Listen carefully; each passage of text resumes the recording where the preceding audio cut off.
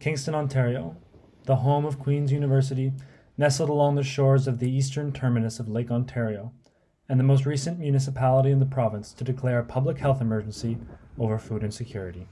Today, 1 in 3 Kingston households is food insecure. But Kingston's not alone. Across Canada since the pandemic, food insecurity has been on the rise, with people not getting the necessary quantity of food nor quality of food needed to support their health. This has led to parents having to make the heartbreaking decision to cut back their own consumption of food in order to feed their kids. This January in nearby Ottawa, food banks made heartbreaking cuts in order to meet demands. But what happens in Kingston, and by extension the rest of Canada, doesn't occur in isolation from the world. In fact, the World Health Organization has seen that since the pandemic, the state of food insecurity has become increasingly dire globally. The United Nations Food and Agricultural Organization has found that the state of food insecurity is improving in some parts of the world, but in large parts of the world, including the Caribbean and Western Asia, it's not improving. And certainly, on average, it has not returned to pre-pandemic levels. The question becomes, what can we do about this issue? And that might seem like an oversimplification, but if you look at the pandemic with faltering global trade and failing of supply chains and issues in economics like inflation spiking, food became less affordable for people and food insecurity around the world increased.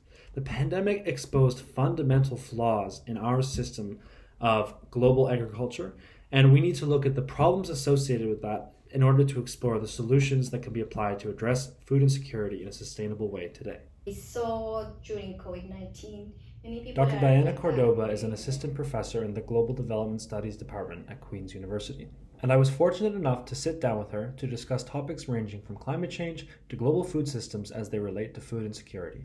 I just wanted to say thank you for agreeing to chat with us today about food insecurity. It's a really important issue, and I just want to start by asking you, what do you think are the most pressing issues in food insecurity today? I know that's a bit of a broad question, but... I think it's a broad question, but I think we can at least identify 3 areas that I think are important for food insecurity. One is at the production level, of course, that is basically the effects of climate change in agricultural production, especially extreme events, collapsing of ecosystems because of lack of water or water scarcity for some of the crops, and also the fact that many of those farmers, especially in the global south, do not have enough tools or capabilities to face those kind of extreme changes and manage those extreme events, and then that affect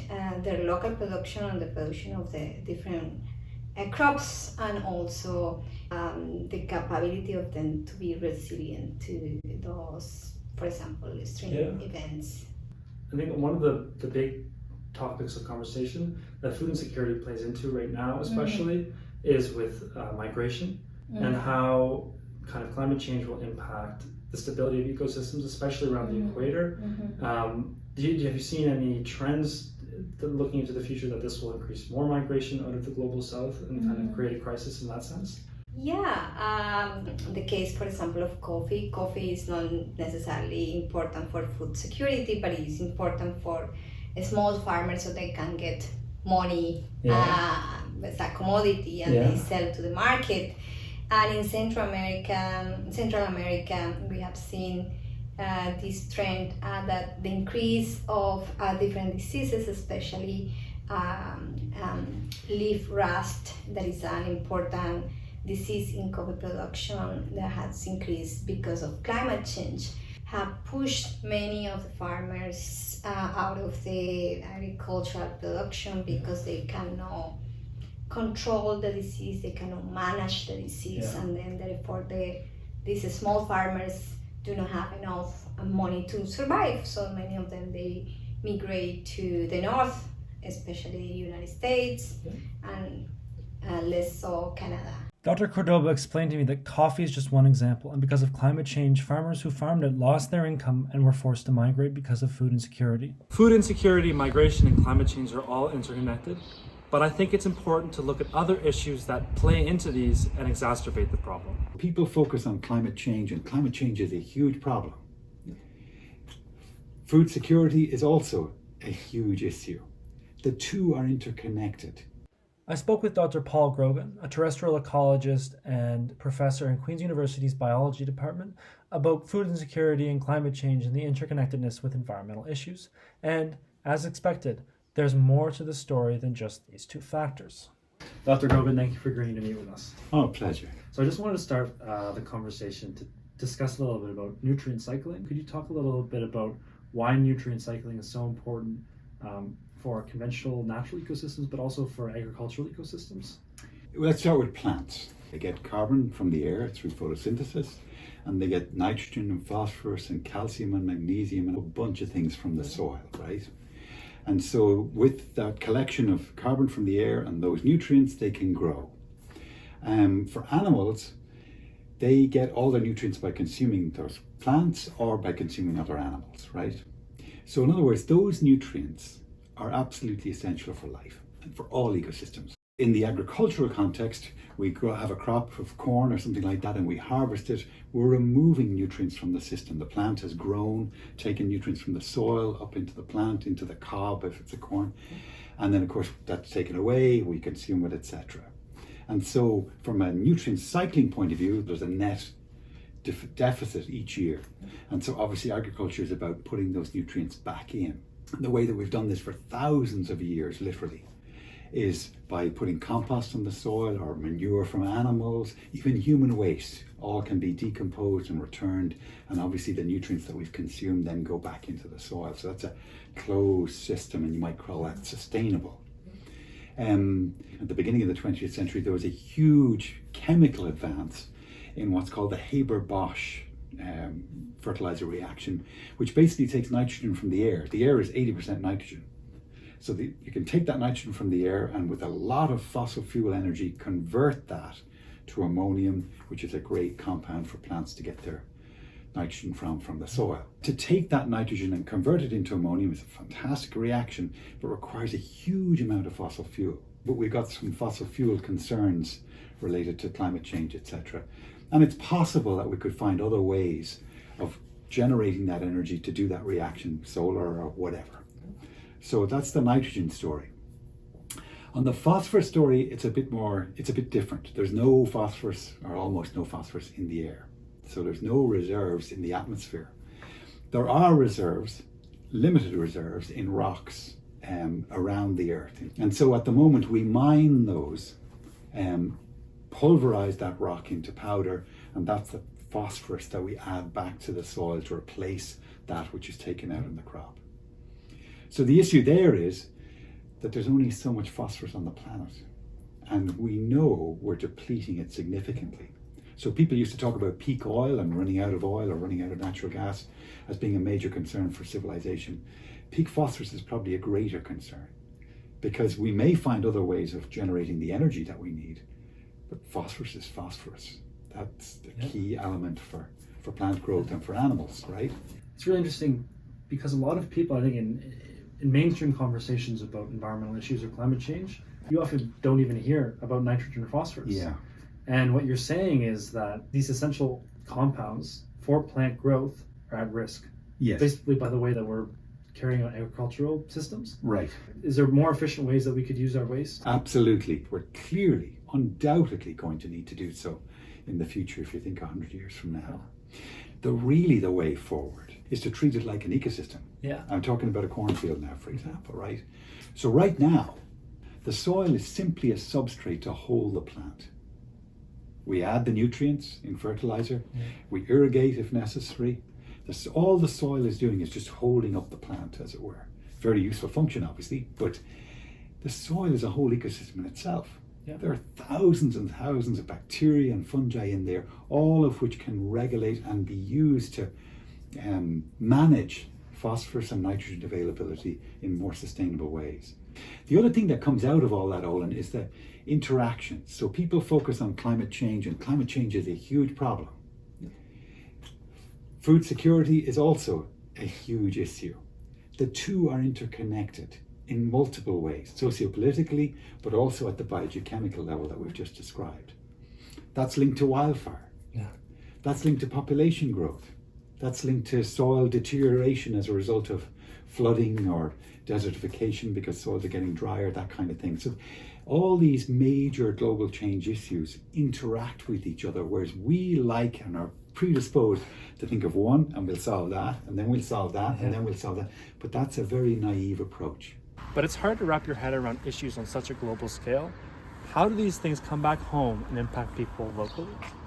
Andy Mills is the executive director of the Food Sharing Project, a charity based in Kingston dedicated to providing nutritious food to schools across Kingston, Frontenac, and Lennox and Addington. He suggests that, as discussed, food insecurity comes down to a lot of complex issues, but for the people feeling it acutely right now in Kingston, it comes down to a simple fact.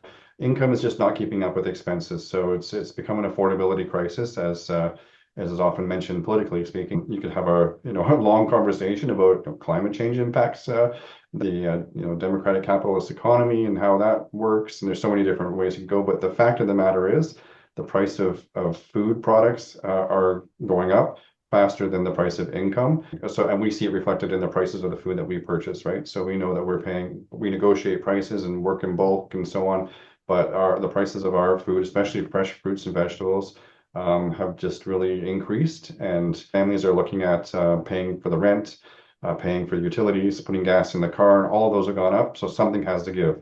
The families that were just making it by 5 years ago or even 3 years ago aren't just making it by anymore. And that's where the Food Sharing Project comes in. Every Monday and Wednesday, volunteers come into the warehouse to package food for children in schools. I think the beauty of our program is that it's in school, it's in every school. So every student that's at school has access for their healthy snacks and meal programs, lunches and breakfast programs and so on. Whereas if you're in the community, if you're an adult, you're not in school, where do you find places? Like if you're not aware of the food bank, if you're not aware of meal programs that are out there, how do you find that? So access to information and finding those places out where you can go is a challenge. I think it's maybe a barrier. Addressing specific barriers associated with food insecurity is what makes the Food Sharing Project so effective. But how does it all work? Hi there, I'm Brian Cassidy, the warehouse manager here at the Food Sharing Project. What you're seeing here now is our Wednesday packing we're doing for the schools. We do a Monday and a Wednesday packing. By the time we're done, this whole wall will be full of boxes and heading out the door starting tomorrow. So we'll deliver the food right to the doors of the schools. Every week we deliver to 88 schools, every elementary, secondary, and alternative education program in Kingston and Frontenac and Lennox and Addington.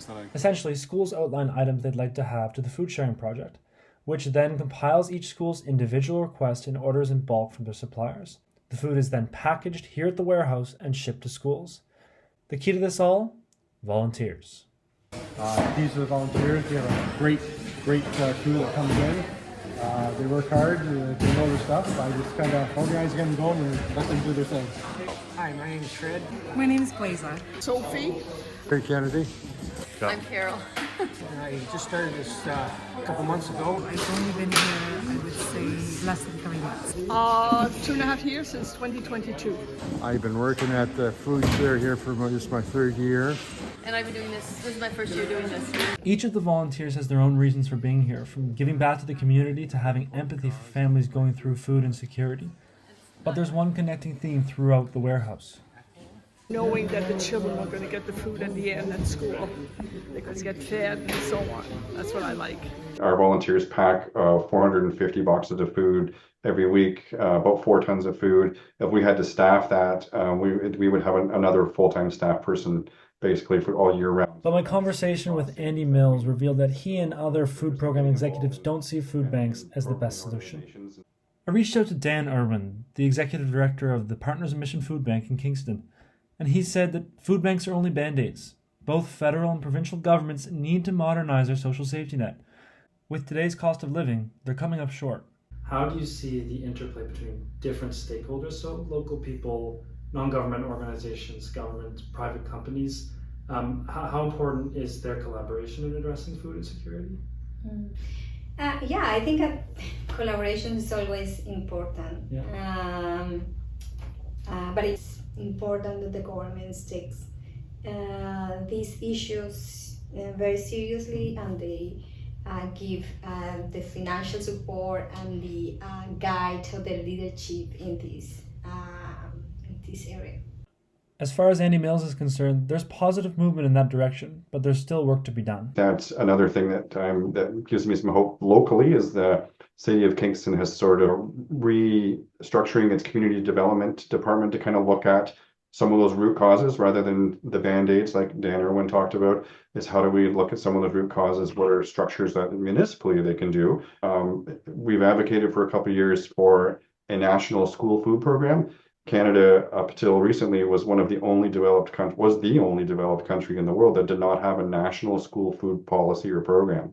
So after a couple of years of advocacy, the federal government did announce a national school food program for some money over the next 5 years, which we're just sort of starting to see roll out in the provinces right about now in Canada, the next little while. So we don't know how that's going to really impact us, but to see that there's recognition at a national level that we have a food security issue is good. So there are positives, but we're way behind and we have a lot of catch up to do, and we have to be creative about solving some of those problems.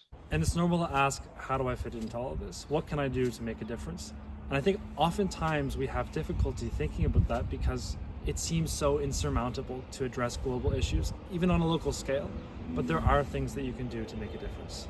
Speaking politically, right? If you have the skills and capability to advocate, to talk to politicians, to get involved, to sign petitions, whatever, there's always that aspect of it. A much more practical aspect is volunteering, right? Volunteering at a food bank, volunteering. We have volunteers who pack all of our food boxes. It helps our organization it makes our organization cost effective. Being involved in organizations and supporting them that way. Getting your hands into the soil and seeing it and smelling it, harvesting a crop of potatoes or corn or whatever, just to get a sense of how it actually is. Most of us have become so separated from our food source, right? But there are even ways to do it on a larger scale through individual actions. Community supported agriculture. Okay. So it's basically when we have the possibility to contribute to local farmers, so then they can produce and we buy from them. So we establish like a partnership with the farmer, and then we buy when the season comes the produce. This idea of choosing local foods and becoming engaged in local food production is echoed by Dr. Grogan, and he takes it a step further. If you can look the person in the eye who's grown that garlic, and you can see the calluses on their fingers, that garlic is different. You know, it just is. And the essential argument that's being made here is that by encouraging local food production systems, we can solve a lot of issues, from climate change to environmental issues with agriculture and food insecurity all in one, addressing that interconnectedness that Dr. Grogan spoke of. But that's certainly easier said than done. Because of the way our global food systems are set up, it's often more expensive to purchase local foods than it is to purchase foods from another continent. That's something that people suffering from food insecurity cannot afford. But it's up to all of us. It's not just up to the people who are currently suffering food insecurity to solve this crisis. So get involved in your community, volunteer at initiatives like the Food Sharing Project, learn about local production systems, do something with your time, put education towards something that you're passionate about. Most of all, start somewhere, because the reality is you can do something about the things that you want to see changed in the world. The hope question, that last part, it's not easy. It's not easy, and right now we were in a particularly difficult time, I think, in terms of thinking about climate, in terms of thinking about socio-political developments, in terms of thinking about the various wars that are going on around the world, in terms of thinking about the challenges that huge developing countries are facing, like India, for example, or Nigeria. There's where food insecurity is going to be very significant, because people don't have the resources to get over the problem, if you know what I mean. So it's hard to be positive. And so what do? That's the only way I can really answer that question. At the end of the day, it's about being consciously aware of the choices that you make. And it's about trying, even if you suspect that it won't achieve the desired outcome. You're doing it because you think it's the right thing. What else can you do?